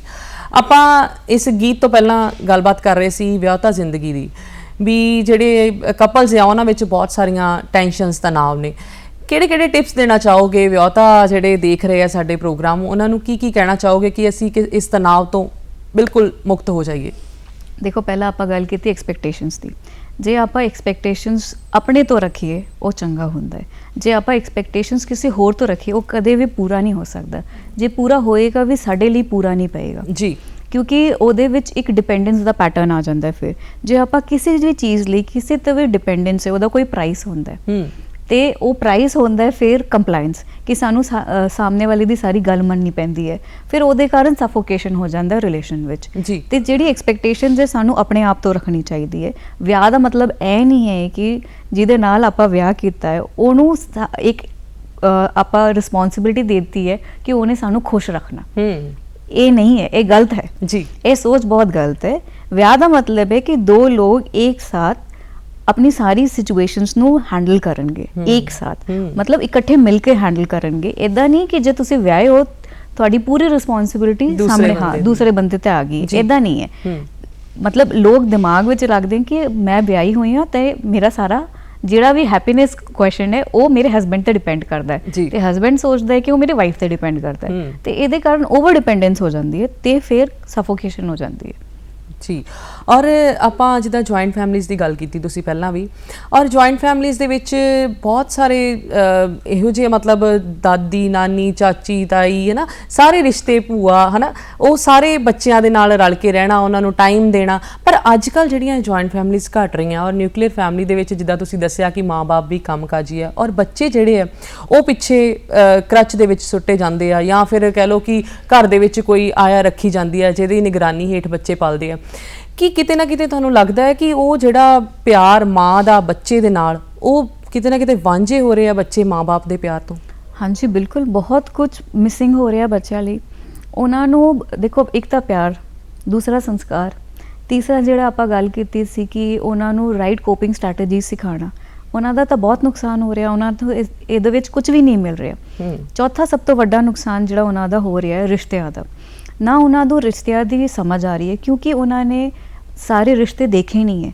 ਉਹਨਾਂ ਨੂੰ ਹਰ ਰਿਸ਼ਤੇ ਦੀ ਡੂੰਘਾਈ ਦਾ ਪਤਾ ਨਹੀਂ ਜੀ। ਉਹਨਾਂ ਨੂੰ ਇਹ ਵੀ ਨਹੀਂ ਪਤਾ ਕਿ ਕਿਸ ਰਿਸ਼ਤੇ ਦੀ ਕਿੰਨੀ ਮਰਿਆਦਾ ਹੋਣੀ ਚਾਹੀਦੀ ਹੈ ਤੇ ਕਿਉਂ ਹੋਣੀ ਚਾਹੀਦੀ ਹੈ। ਉਹ ਬਹੁਤ ਜ਼ਿਆਦਾ ਬੇਫਿਕਰੇ ਹੋ ਰਹੇ ਨੇ ਕਿਉਂਕਿ ਉਹਨਾਂ ਨੂੰ ਕਿਸੇ ਨੂੰ ਜਵਾਬ ਦੇਣ ਦੀ ਕੋਈ ਲੋੜ ਹੈ ਨਹੀਂ, ਉਹਨਾਂ ਨੂੰ ਕਿਸੇ ਦੇ ਰਿਸਪੈਕਟ ਕਰਨ ਦੀ ਕੋਈ ਲੋੜ ਨਹੀਂ ਹੈ। ਤਾਂ ਸਿਰਫ ਨਾ ਜੋ ਕਿ ਉਹ ਬੇਫਿਕਰੇ ਹੋ ਰਹੇ ਨੇ, ਥੋੜਾ ਜਿਹੜਾ ਨੇਚਰ ਹੈ ਉਹ ਵੀ ਥੋੜਾ ਰੂਡ ਹੁੰਦਾ ਜਾ ਰਿਹਾ। ਕਿਉਂਕਿ ਜੇ ਇੱਕ ਘਰ ਵਿੱਚ 10-15 ਐਲਡਰਲੀ ਪਰਸਨਸ ਨੇ, ਉਹਨਾਂ ਨੂੰ ਤਮੀਜ਼ ਸਿਖਾਉਣ ਵਾਲੇ 15 ਬੰਦੇ ਨੇ। ਜੇ ਮਾਂ-ਪਿਓ ਵੀ ਕੰਮ ਕਰ ਰਹੇ ਨੇ, ਉਹਨਾਂ ਨੂੰ ਤਮੀਜ਼ ਸਿਖਾਉਣ ਵਾਲਾ ਸ਼ਾਇਦ ਘਰੇ ਕੋਈ ਨਹੀਂ ਹੈ ਜੀ। ਜਿਹੜੀ ਮੇਡ ਹੈਗੀ ਹੈ ਉਹ ਉਸ ਤੋਂ ਜ਼ਿਆਦਾ ਬਦਤਮੀਜ਼ ਹੋ ਸਕਦੀ ਹੈ ਤੇ ਉਹਨੂੰ ਹੋਰ ਬਦਤਮੀਜ਼ੀ ਕਰਨਾ ਸਿਖਾ ਸਕਦੀ ਹੈ। ਤੇ ਇਹਦੇ ਕਾਰਨ ਉਹਨਾਂ ਦਾ ਭਲਾ ਤਾਂ ਮੈਨੂੰ ਨਹੀਂ ਲੱਗਦਾ ਜ਼ਿਆਦਾ ਹੋ ਰਿਹਾ, ਨੁਕਸਾਨ ਥੋੜਾ ਜ਼ਿਆਦਾ ਹੋ ਰਿਹਾ ਜੀ। ਔਰ ਜਿਹੜੇ ਤੁਸੀਂ 15 ਲੋਕਾਂ ਦੀ ਗੱਲ ਕੀਤੀ ਹੈ, ਜਿਹੜੇ ਸਾਡੇ ਰਿਸ਼ਤੇ ਆ, ਆਪਸੀ ਰਿਸ਼ਤੇ ਆ, ਭੂਆ ਤਾਇਆ ਚਾਚੇ, ਉਹਨਾਂ ਵਿੱਚ ਵੀ ਕਿਤੇ ਨਾ ਕਿਤੇ ਜਿਹੜਾ ਹੈ ਨਿਗਾਰ ਆ ਰਿਹਾ ਹੈ, ਪੂਰਾ ਨਿਗਾਰ ਆ ਰਿਹਾ ਹੈ ਕਿਉਂਕਿ ਉਹਨਾਂ ਨੂੰ ਰਿਲੇਸ਼ਨ ਬਾਰੇ ਕੋਈ ਅੰਡਰਸਟੈਂਡਿੰਗ ਨਹੀਂ ਹੈ। ਉਹਨਾਂ ਨੂੰ ਵਾਰਮਥ ਨਹੀਂ ਮਿਲਦੀ। ਮਤਲਬ ਜਿੱਥੇ 15 ਲੋਕਾਂ ਤੋਂ ਮਿਲਦਾ, ਹੁਣ ਕਿਤੇ ਇੱਕ ਤੋਂ ਵੀ ਨਹੀਂ ਮਿਲਦਾ ਜੀ। ਹਰ ਟਾਈਮ ਤਾਂ ਇੱਕ ਬੰਦਾ ਵੀ ਨਹੀਂ ਰਹਿੰਦਾ। ਜੇ ਆਪਾਂ ਕਹੀਏ ਕਿ ਪੇਰੈਂਟਸ ਦਾ ਵਰਕਿੰਗ ਪੇਰੈਂਟਸ ਦਾ ਬੱਚਿਆਂ ਨਾਲ ਕਿੰਨਾ ਟਾਈਮ ਸਪੈਂਡ ਹੁੰਦਾ ਹੈ, ਉਹ ਆਉਂਦੇ ਨੇ, ਖਾਂਦੇ ਪੀਂਦੇ ਨੇ, ਸੌਂਦੇ ਨੇ। ਨਾਲ ਸੌਣ ਨੂੰ ਵਾਰਮਥ ਨਹੀਂ ਕਹਿੰਦੇ ਜੀ, ਸ਼ੇਅਰਿੰਗ ਨੂੰ ਵਾਰਮਥ ਕਹਿੰਦੇ। ਜੇ ਆਪਾਂ ਵੱਧ ਤੋਂ ਵੱਧ ਸ਼ੇਅਰਿੰਗ ਕਰਾਂਗੇ ਤੇ ਉਹਦੇ ਨਾਲ ਵਾਰਮਥ ਵਧੇਗਾ ਤੇ ਉਹਦੇ ਨਾਲ ਹੀ ਸਾਡਾ ਜਿਹੜਾ ਸਟ੍ਰੈਸ ਨੂੰ ਹੈਂਡਲ ਕਰਨ ਦਾ ਤਰੀਕਾ ਹੈ ਉਹ ਵੀ ਸੁਲਝੇਗਾ। ਜੇ ਸਾਨੂੰ ਕੋਈ ਕਿਸੇ ਤਰ੍ਹਾਂ ਪਾਵਰਫੁਲ ਬਣਾਏਗਾ ਤੇ ਉਹ ਸਾਨੂੰ ਹੋਰ ਜ਼ਿਆਦਾ ਪਸੰਦ ਆਏਗਾ ਜੀ। ਤੇ ਇਹ ਵੀ ਇੱਕ ਕਾਰਨ ਹੈ ਕਿ ਸਾਨੂੰ ਰਿਲੇਸ਼ਨਸ ਵਿੱਚ, ਹੁਣ ਸਾਨੂੰ ਲੱਗਦਾ ਹੈ ਕਿ ਬੱਚੇ ਰਿਲੇਸ਼ਨਸ ਵਿੱਚ ਇੰਟਰਸਟਿਡ ਨਹੀਂ ਹੈ ਕਿਉਂਕਿ ਉਹਨਾਂ ਨੂੰ ਰਿਲੇਸ਼ਨਸ ਵਿੱਚ ਬਹੁਤ ਜ਼ਿਆਦਾ ਮਿਲਿਆ ਵੀ ਨਹੀਂ ਹੈ ਜੀ। ਉਹਨਾਂ ਨੂੰ ਪਤਾ ਹੀ ਨਹੀਂ ਹੈ ਕੁਝ, ਉਹਨਾਂ ਨੂੰ ਪਤਾ ਹੀ ਨਹੀਂ ਹੈ ਕਿ ਰਿਲੇਸ਼ਨ ਕਿੰਨੇ ਹੈਲਪਫੁਲ ਹੋ ਸਕਦੇ ਨੇ, ਕਿੰਨੇ ਸਪੋਰਟਿਵ ਹੋ ਸਕਦੇ ਤੇ ਉਹ ਲਾਈਫ ਲਾਈਨ ਹੈ ਜੀ। ਉਹਨਾਂ ਨੂੰ ਇਸ ਚੀਜ਼ ਦਾ ਬਿਲਕੁਲ ਵੀ ਅਹਿਸਾਸ ਨਹੀਂ ਤੇ ਉਹਨਾਂ ਦਾ ਤਾਂ ਬਹੁਤ ਜ਼ਿਆਦਾ ਨੁਕਸਾਨ ਹੋ ਰਿਹਾ ਇਸ ਕਾਰਨ। ਤੇ ਉਹਦੇ ਕਾਰਨ ਕੀ ਹੁੰਦਾ ਹੈ, ਉਹ ਆਪਣੇ ਆਪ ਨੂੰ ਟੈਕਨੋਲੋਜੀ ਵਿੱਚ ਇੰਡਲਜ ਕਰ ਲੈਂਦੇ ਨੇ। ਹੁਣ ਤੁਸੀਂ ਥਾਂ ਦੇਖਿਆ ਹੋਏਗਾ ਜਿਹੜੇ ਵੀ ਬੱਚੇ ਨੇ ਉਹਨਾਂ ਦੇ ਹੱਥ ਵਿੱਚ ਉਹਨਾਂ ਦਾ ਮੋਬਾਈਲ ਹੈ, ਆਈਪੈਡ ਹੈ ਜਾਂ ਲੈਪਟਾਪਸ ਨੇ ਜੀ ਤੇ ਉਹ ਉਦੋਂ ਉਹਨੂੰ ਹੀ ਆਪਣੀ ਦੁਨੀਆ ਮੰਨਦੇ ਨੇ ਤੇ ਉਹਦੇ ਵਿੱਚ ਬਹੁਤ ਕੰਫਰਟੇਬਲ ਹੋ ਗਏ ਨੇ। ਜੀ। ਹੁਣ ਟੈਕਨੋਲੋਜੀ ਉਹਨਾਂ ਲਈ ਸਾਧਨ ਨਹੀਂ ਹੈ, ਸੁਵਿਧਾ ਹੈ। ਉਹ ਉਹਨਾਂ ਦੀ ਆਦਤ ਹੈ, ਉਹ ਉਹਨਾਂ ਦੀ ਜ਼ਰੂਰਤ ਹੈ, ਉਹ ਉਹਨਾਂ ਦਾ ਸਭ ਕੁਝ ਬਣ ਗਿਆ ਜੀ ਕਿਉਂਕਿ ਉਹਨਾਂ ਨੂੰ ਰਿਲੇਸ਼ਨਸ ਵਿੱਚ ਹੁਣ ਇਨਵੈਸਟ ਕਰਨ ਦੀ ਲੋੜ ਨਹੀਂ, ਸਮਝ ਹੀ ਨਹੀਂ ਆਉਂਦੀ ਕਿਉਂਕਿ ਉਹਨੂੰ ਸਮਝਾਉਣ ਨੂੰ ਸਾਨੂੰ ਸ਼ਾਇਦ ਸਾਡੇ ਵੱਲੋਂ ਕੋਈ ਗਲਤੀ ਹੋ ਗਈ ਹੈ ਤੇ ਉਹ ਮਿਸਿੰਗ ਰਹਿ ਗਿਆ ਹੁਣ। ਤੇ ਉਹਦੇ ਕਾਰਨ ਕੀ ਹੈ, ਉਹ ਜਿਹੜਾ ਟੈਕਨੋਲੋਜੀ ਹੈ ਉਹਨਾਂ ਦਾ ਲਾਈਫਸਟਾਈਲ ਬਣ ਗਿਆ। ਹੁਣ ਸਵੇਰ ਹੁੰਦੀ ਹੈ ਮੋਬਾਈਲ ਨਾਲ ਜੀ ਤੇ ਰਾਤ ਵੀ ਹੁੰਦੀ ਹੈ ਮੋਬਾਈਲ ਨਾਲ ਤੇ ਪੂਰੇ ਦਿਨ ਵੀ ਉਹੀ ਚੱਲਦਾ ਰਹਿੰਦਾ ਹੈ ਕਿਉਂਕਿ ਸਾਨੂੰ ਹਿਊਮਨ ਇੰਟਰੈਕਸ਼ਨਸ ਵਿੱਚ ਕਈ ਵਾਰੀ ਖੁਸ਼ੀ ਮਿਲਦੀ ਹੈ, ਕਈ ਵਾਰੀ ਸਟ੍ਰੈਸ ਮਿਲਦੀ ਹੈ ਤੇ ਸਾਨੂੰ ਲੱਗਦਾ ਹੈ ਸਟ੍ਰੈਸ ਨੂੰ ਅਵੋਇਡ ਕਰਨ ਦਾ ਸਾਰਾ ਜਿਹੜਾ ਤਰੀਕਾ ਹੈ ਉਹ ਹੈ ਟੈਕਨੋਲੋਜੀ। ਜੀ ਕਿਉਂਕਿ ਜਿਹੜੀ ਮੋਬਾਈਲ ਹੈ ਉਹ ਤੁਹਾਨੂੰ ਆਨਸਰ ਬੈਕ ਨਹੀਂ ਕਰਦੀ ਤੇ ਤੁਹਾਨੂੰ ਡਾਂਟਦੀ ਨਹੀਂ ਹੈ ਤੇ ਤੁਹਾਡੀ ਕਿਸੇ ਵੀ ਤਰ੍ਹਾਂ ਦੀ ਕੋਈ ਕਮੀ ਨਹੀਂ ਕੱਢਦੀ ਜੀ ਤੇ ਬੰਦਿਆਂ ਨੂੰ ਲੱਗਦਾ ਹੈ ਕਿ ਇਹ ਸਹੀ ਹੈ ਤੇ ਸੋਸ਼ਲ ਮੀਡੀਆ ਇੱਕ ਇਹੋ ਜਿਹਾ ਪਲੇਟਫਾਰਮ ਬਣ ਜਾਂਦਾ ਹੈ ਜਿੱਥੇ ਬੰਦਾ ਉਹਨੂੰ ਲੱਗਦਾ ਹੈ ਉਹ ਇੰਟਰੈਕਟ ਕਰ ਰਿਹਾ ਪਰ ਉਹ ਸੂਡੋ ਇੰਟਰੈਕਸ਼ਨ ਹੁੰਦੀ ਹੈ ਜੀ ਕਿਉਂਕਿ ਜਦ ਤੱਕ ਫੇਸ ਟੂ ਫੇਸ ਗੱਲ ਨਾ ਹੋਈ ਹੈ, ਜਦੋਂ ਤੱਕ ਵਾਰਮਥ ਨਾ ਹੋਈ ਹੈ, ਐਕਟਿਵ ਇੰਟਰੈਕਸ਼ਨ ਨਾ ਹੋਈ ਹੈ, ਉਹ ਕਮਿਊਨੀਕੇਸ਼ਨ ਜਿਹੜਾ ਪਲੇਟਫਾਰਮ ਇੰਟਰੈਕਸ਼ਨ ਹੀ ਹੈ। ਜੀ ਫੇਸ ਟੂ ਫੇਸ ਗੱਲ ਕਰਨ ਵਾਸਤੇ ਜਿਹੜੇ ਮਾਂ-ਬਾਪ ਆ ਆਪਣੇ ਬੱਚਿਆਂ ਨੂੰ ਲੈ ਤਾਂ ਜਾਂਦੇ ਆ ਦਾਦਾ ਦਾਦੀ ਨਾਨਾ ਨਾਨੀ ਕੋਲ, ਪਰ ਉੱਥੇ ਜਾ ਕੇ ਕੀ ਹੁੰਦਾ ਆ, ਉੱਥੇ ਜਾ ਕੇ ਕੋਈ ਇੰਟਰੈਕਸ਼ਨ ਨਹੀਂ ਹੁੰਦੀ ਨਾਨਾ ਨਾਨੀ ਜਾਂ ਦਾਦਾ ਦਾਦੀ ਨਾਲ। ਉਹ ਵਿਚਾਰੇ ਸਾਡੇ ਮੂੰਹਾਂ ਵੱਲ ਵੇਖਦੇ ਆ ਜਾਂ ਬੱਚਿਆਂ ਦੇ ਮੂੰਹਾਂ ਵੱਲ ਦੇਖਦੇ ਆ ਤੇ ਬੱਚੇ ਜਿਹੜੇ ਆ ਜਾਂ ਫਿਰ ਨੌਜਵਾਨ ਨੇ ਉਹ ਆਪਣੇ ਫੋਨ ਵੱਲ ਦੇਖਦੇ ਆ। ਉਹੀ ਕਹਿ ਕੇ ਹਟੀਆਂ ਕਿ ਜਿਹੜਾ ਨੌਜਵਾਨ ਹੈ ਅੱਜ ਦਾ ਉਹਨੂੰ ਪਹਿਲਾਂ ਤੋਂ ਹੀ ਆਦਤ ਪੈ ਗਈ ਹੈ। ਪਹਿਲਾਂ ਤੋਂ ਮੇਰਾ ਮਤਲਬ ਹੈ ਜਦੋਂ ਉਹ ਖਾਣਾ ਸ਼ੁਰੂ ਕਰਦਾ ਹੈ ਨਾ ਇੰਡੀਪੈਂਡੈਂਟਲੀ, ਉਸ ਤੋਂ ਵੀ ਪਹਿਲਾਂ ਉਹਨੂੰ ਆਦਤ ਪੈ ਗਈ ਹੈ ਕਿਉਂਕਿ ਸਾਨੂੰ ਪਤਾ ਹੈ ਇਹ ਵੀਡੀਓ ਦੇਖ ਕੇ ਮੇਰਾ ਬੇਟਾ ਖਾਣਾ ਖਾ ਲੇਗਾ, ਇਹ 뮤직 ਸੁਣ ਕੇ ਮੇਰਾ ਬੱਚਾ ਖਾਣਾ ਖਾ ਲੇਗਾ ਤੇ ਆਪਾਂ ਹੀ ਉਹਨੂੰ ਸਿਖਾਇਆ ਹੈ ਕਿ ਇਹ ਦੇਖ ਲਓ ਤੇ ਨਾਲ ਹੀ ਨਾਲ ਖਾਣਾ ਖਾ ਲਓ। ਨਾ ਉਹ ਖਾਣਾ ਸਾਨੂੰ ਬਹੁਤ ਜ਼ਿਆਦਾ ਨਿਊਟ੍ਰੀਸ਼ਨ ਦਿੰਦਾ ਹੈ, ਨਾ ਉਹ ਜਿਹੜਾ ਪੈਟਰਨ ਆਪਾਂ ਉਹਨੂੰ ਸਿਖਾ ਰਹੇ ਹਾਂ ਉਹ ਸਾਨੂੰ ਬਹੁਤ ਜ਼ਿਆਦਾ ਫਰੂਟਫੁਲ ਹੁੰਦਾ ਫਿਊਚਰ ਲਾਈਫ ਵਿੱਚ। ਇੱਥੇ ਸਾਨੂੰ ਪੇਰੈਂਟਿੰਗ ਵਿੱਚ ਚੇਂਜ ਲਾਉਣ ਦੀ ਲੋੜ ਹੈ। ਜੀ ਔਰ ਇੱਕ ਇਮੋਸ਼ਨਲ ਈਟਿੰਗ ਵਰਡ ਬੜਾ ਸੁਣਨ ਨੂੰ ਮਿਲਦਾ ਹੈ, ਕੀ ਹੈ ਇਹ ਇਮੋਸ਼ਨਲ ਈਟਿੰਗ? ਕੀ ਇਹਦੇ ਨਾਲ ਹੀ ਰਲਦਾ ਮਿਲਦਾ ਹੈ? ਹਾਂ ਕਹਿ ਸਕਦੇ ਹਾਂ ਰਲਦਾ ਮਿਲਦਾ ਹੈ। ਜਦੋਂ ਸਾਨੂੰ ਬਚਪਨ ਤੋਂ ਹੈਬਿਟ ਹੋ ਜਾਂਦੀ ਹੈ ਕਿ ਆਪਾਂ ਵੀਡੀਓ ਦੇਖ ਕੇ ਖਾਣਾ ਖਾਵਾਂਗੇ, 뮤직 ਸੁਣ ਕੇ ਖਾਣਾ ਖਾਵਾਂਗੇ ਜਾਂ ਗੱਲ ਕਰਦੇ ਕਰਦੇ ਖਾਣਾ ਖਾਵਾਂਗੇ ਤੇ ਫਿਰ ਸਾਨੂੰ ਕੀ ਹੈ ਕਿ ਉਹਦੀ ਆਦਤ ਪੈ ਜਾਂਦੀ ਹੈ ਤੇ ਉਹ ਜਿਹੜੀ ਆਦਤ ਇੱਕ ਵਾਰੀ ਪੈ ਗਈ ਉਹਨੂੰ ਛੁਡਾਉਣਾ ਮੁਸ਼ਕਿਲ ਹੈ ਤੇ ਉਹ ਆਦਤ ਸਾਨੂੰ ਕੰਫਰਟ ਵੀ ਦਿੰਦੀ ਹੈ ਤੇ ਉਹਨੂੰ ਛੱਡਣ ਦਾ ਸਾਡੇ ਕੋਲ ਕੋਈ ਕਾਰਨ ਵੀ ਨਹੀਂ ਰਹਿੰਦਾ। ਫਿਰ ਕੀ ਹੁੰਦਾ ਹੈ ਕਿ ਪੁਰਾਣੇ ਟਾਈਮ ਤੇ ਸਾਨੂੰ ਕਿਹਾ ਗਿਆ ਸੀ ਕਿ ਖਾਣਾ ਜਦੋਂ ਖਾਓ 32 ਵਾਰੀ ਚਬਾ ਕੇ ਖਾਓ। ਜੀ ਉਹ 32 ਛੱਡੋ 15 ਵੀ ਹੁੰਦਾ ਹੈ ਕਿ ਨਹੀਂ ਸਾਨੂੰ ਪਤਾ ਨਹੀਂ ਕਿਉਂਕਿ ਆਪਾਂ ਉਹਦੇ ਬਾਰੇ ਅਵੇਅਰ ਹੈ ਨਹੀਂ। ਜੀ ਆਪਾਂ ਟੀਵੀ ਦੇਖਦੇ 뮤직 ਸੁਣਦੇ ਖਾਣਾ ਖਾ ਰਹੇ ਹਾਂ ਤੇ ਜਦੋਂ ਸਾਨੂੰ ਕੋਈ ਅਵੇਅਰਨੈਸ ਨਹੀਂ ਹੈ ਕਿ ਆਪਾਂ ਕੀ ਚੀਜ਼ ਡਾਈਜੈਸਟ ਕਰ ਰਹੇ ਹਾਂ, ਡਾਈਜੈਸਟ ਕਰ ਵੀ ਰਹੇ ਕਿ ਨਹੀਂ ਕਰ ਰਹੇ, ਉਹਦਾ ਜਿਹੜਾ ਡਾਈਜੈਸ਼ਨ ਪ੍ਰੋਸੈਸ ਹੈ ਉਹ ਆਪਾਂ ਸਹੀ ਤਰੀਕੇ ਕੰਡਕਟ ਕਰ ਰਹੇ ਹਾਂ ਜਾਂ ਨਹੀਂ ਕਰ ਰਹੇ ਤੇ ਉਹ ਬਿਲਕੁਲ ਸਾਨੂੰ ਨਿਊਟ੍ਰੀਸ਼ਨ ਨਹੀਂ ਦੇ ਪਾਉਂਦਾ ਜੀ ਕਿਉਂਕਿ ਸਾਨੂੰ ਨਿਊਟ੍ਰੀਸ਼ਨ ਦੀ ਵੈਲਿਊ ਨਹੀਂ ਪਤਾ ਤੇ ਆਪਾਂ ਉਹਦੀ ਕਦਰ ਨਹੀਂ ਕਰਦੇ। ਸਾਨੂੰ ਸਿਰਫ ਅੰਦਰ ਖਾਣਾ ਡਾਲਣਾ ਹੈ ਕਿਉਂਕਿ ਸਾਡੇ ਸੈਂਸਸ ਕਹਿ ਰਹੇ ਨੇ ਕਿ ਆਪਾਂ ਹੰਗਰੀ ਹੈ ਜਾਂ ਆਪਾਂ ਟੇਸਟ ਰਿਡਨ ਹੈ ਕਿਉਂਕਿ ਸਾਨੂੰ ਟੇਸਟ ਦਾ ਬੜਾ ਫਿਕਰ ਹੈ ਅੱਜ ਕੱਲ੍ਹ। ਆਪਾਂ ਜਦੋਂ ਵੀ ਕੋਈ ਚੀਜ਼ ਮੂੰਹ ਵਿੱਚ ਪਾਉਂਦੇ ਹਾਂ ਸਭ ਤੋਂ ਪਹਿਲਾਂ ਜੀਭ ਨੂੰ ਟੇਸਟ ਆਉਂਦਾ ਹੈ, ਆਪਾਂ ਉੱਥੇ ਸੈਟੀਸਫਾਈਡ ਹੋ ਜਾਂਦੇ ਨੇ ਕਿਉਂਕਿ ਸਾਨੂੰ ਉਸ ਤੋਂ ਬਾਅਦ ਦੀ ਕੋਈ ਫਿਕਰ ਨਹੀਂ ਕਿ ਆਪਾਂ ਉਹਨੂੰ ਚਬਾ ਕੇ ਖਾਣਾ ਹੈ, ਕਿ ਖਾਣਾ ਸਾਨੂੰ ਸਿਹਤ ਦੇਵੇ, ਉਹ ਨਿਊਟ੍ਰੀਸ਼ਨ ਬੋਡੀ ਅਬਜ਼ੌਰਬ ਕਰੇ। ਇਹਨਾਂ ਚੀਜ਼ਾਂ ਬਾਰੇ ਆਪਾਂ ਸੋਚਦੇ ਹੀ ਨਹੀਂ ਅੱਜ ਕੱਲ੍ਹ ਤੇ ਉਹਦੇ ਕਾਰਨ ਕੀ ਹੁੰਦਾ ਹੈ ਹੁਣ ਆਪਾਂ ਜੋ ਵੀ ਕੁਝ ਖਾਂਦੇ ਆ ਉਹ ਟੇਸਟ ਡਿਪੈਂਡੈਂਟ ਹੋ ਗਿਆ। ਜੇ ਆਪਾਂ ਕਿੱਥੋਂ ਲੰਘ ਰਹੇ ਹਾਂ ਖੁਸ਼ਬੂ ਆ ਗਈ, ਭੁੱਖ ਹੈ ਨਹੀਂ ਹੈ ਆਪਾਂ ਰੁਕ ਕੇ ਖਾ ਲੈਂਦੇ ਆ ਜੀ। ਜੇ ਆਪਾਂ ਮਾਰਕੀਟ ਜਾ ਰਹੇ ਫਲਾਣੀ ਥਾਂ ਤੇ ਉਹ ਖਾਣਾ ਪਹਿਲਾਂ ਡਿਸਾਈਡ ਹੋ ਜਾਂਦਾ ਹੈ। ਭੁੱਖ ਹੈ ਨਹੀਂ ਹੈ ਡਸ ਨਾਟ ਮੈਟਰ ਜੀ, ਉਹ ਜਿਹੜੀ ਚੀਜ਼ ਹੈ ਉਹ ਫਰਾਈਡ ਹੈ, ਉਹ ਤਲੀ ਵੱਲੀ ਹੈ, ਕਿਹੋ ਜਿਹੇ এনवायरमेंट ਵਿੱਚ ਹੈ, ਡਸ ਨਾਟ ਰੀਅਲੀ ਮੈਟਰ। ਉਹ ਵੀ ਅਸਰ ਕਰਦੀ ਹੈ ਤਣਾਅ ਪੈਦਾ ਕਰਨ ਦੇ ਵਿੱਚ। ਜੇ ਆਪਾਂ ਗਲਤ ਖਾਣਾ ਜਿੱਦਾਂ ਕਹਿ ਲਓ ਫਾਸਟ ਫੂਡ ਜਾਂ ਜੰਕ ਫੂਡ ਜਾਂ ਤੁਸੀਂ ਦੱਸਿਆ ਫਰਾਈਡ ਖਾਣਾ, ਕਿਤੇ ਨਾ ਕਿਤੇ ਉਹ ਵੀ ਮਤਲਬ ਆਪਾਂ ਨੂੰ ਕਾਰਨ ਹੈਬਿਟ ਫਾਰਮਿੰਗ ਚੀਜ਼ ਹੈ ਤੇ ਗ੍ਰੈਜੂਅਲੀ ਸਾਨੂੰ ਉਹ ਇਮੋਸ਼ਨਲ ਈਟਿੰਗ ਦੇ ਕਰੀਬ ਲੈ ਜਾਂਦੀ ਹੈ। ਜਦੋਂ ਵੀ ਸਾਨੂੰ ਸਟ੍ਰੈਸ ਹੈ ਸਾਨੂੰ ਲੱਗਦਾ ਇਹ ਖਾ ਲਓ ਮੂਡ ਠੀਕ ਹੋ ਜਾਏਗਾ ਤੇ ਉਹ ਡੈਫੀਨੇਟਲੀ ਸਾਨੂੰ ਇਮੋਸ਼ਨਲ ਈਟਿੰਗ ਦੇ ਕਰੀਬ ਲੈ ਕੇ ਜਾ ਰਹੀ ਹੈ ਤੇ ਹੌਲੀ ਹੌਲੀ ਆਪਾਂ ਜਿਹੜਾ ਆਪਣਾ ਪੈਟਰਨ ਬਣਾ ਲਈਏ ਫਿਰ ਆਪਾਂ ਇੰਨਾ ਜ਼ਿਆਦਾ ਬਾਹਰ ਖਾਣ ਲੱਗ ਜਾਈਏ ਕਿ ਆਪਾਂ ਓਬੀਸ ਹੋ ਜਾਂਦੇ, ਫਿਰ ਉਹ ਅਲਟੀਮੇਟਲੀ ਸਾਨੂੰ ਸਟ੍ਰੈਸ ਹੀ ਦਿੰਦੀ ਜੀ। ਮਤਲਬ ਹੁਣ ਜੇ ਖਾਣਾ ਵੀ ਹੈ ਤੇ ਸੋਚ ਕੇ ਖਾਓ ਔਰ ਹੈਲਦੀ ਖਾਓ। ਬਿਲਕੁਲ ਜੀ। ਔਰ ਕਈ ਵਾਰ ਕੀ ਹੁੰਦਾ ਮੈਮ ਆਪਾਂ ਨਾ ਅੱਜ ਦੇ ਵਿੱਚ ਨਹੀਂ ਰਹਿੰਦੇ ਕਿ ਅੱਜ ਕੀ ਹੈ ਸਾਡੇ ਕੋਲ, ਆਉਣ ਵਾਲੇ ਸਮੇਂ ਦੀ ਫਿਕਰ ਕਰਦੇ ਹਾਂ। ਪਰੇਸ਼ਾਨੀਆਂ ਤੇ ਹਰ ਕਿਸੇ ਦੀ ਜ਼ਿੰਦਗੀ ਦੇ ਵਿੱਚ ਹੁੰਦੀਆਂ ਪਰ ਆਉਣ ਵਾਲੇ ਸਮੇਂ ਦੀ ਆਪਾਂ ਜ਼ਿਆਦਾ ਹੀ ਕੁਝ ਟੈਨਸ਼ਨ ਲੈ ਲੈਂਦੇ ਵੀ ਸਾਡਾ ਕੱਲ ਕਿਹੋ ਜਿਹਾ ਹੋਏਗਾ ਤੇ ਇਹ ਵੀ ਕਿਤੇ ਨਾ ਕਿਤੇ ਲੱਗਦਾ ਤੁਹਾਨੂੰ ਕਾਰਨ ਹੈ ਤਣਾਅ ਦਾ? ਬਿਲਕੁਲ ਇਹ ਤਣਾਅ ਦਾ ਕਾਰਨ ਵੀ ਹੈ ਤੇ ਤਣਾਅ ਹੀ ਇਹਦਾ ਕਾਰਨ ਵੀ ਹੈ।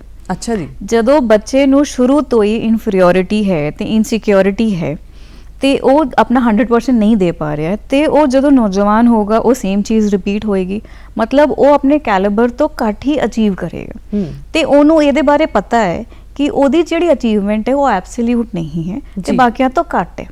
ਤੇ ਉਹ ਬਚਪਨ ਤੋਂ ਵੀ ਇਨਸਿਕਿਉਰ ਸੀਗਾ, ਵੱਡੇ ਹੋ ਕੇ ਵੀ ਇਨਸਿਕਿਉਰ ਹੈ ਤੇ ਜਦੋਂ ਉਹ ਵੱਡਾ ਹੋ ਜਾਏਗਾ, ਆਈ ਮੀਨ ਜਿਗਿਆਟ੍ਰਿਕ ਪੋਪੂਲੇਸ਼ਨ ਵਿੱਚ ਵੀ ਕਨਵਰਟ ਹੋ ਜਾਏਗਾ, ਉਹ ਤਾਂ ਉਦਾਂ ਹੀ ਰਹਿ ਗਿਆ ਨਾ, ਇਨਫੀਰੀਅਰ ਤੇ ਇਨਸਿਕਿਉਰ।